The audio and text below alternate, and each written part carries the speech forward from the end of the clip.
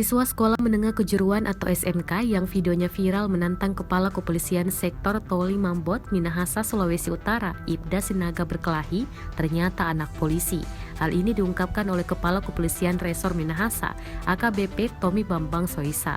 Meski begitu, tidak disebutkan identitas dan tempat bertugas dari orang tua anak itu.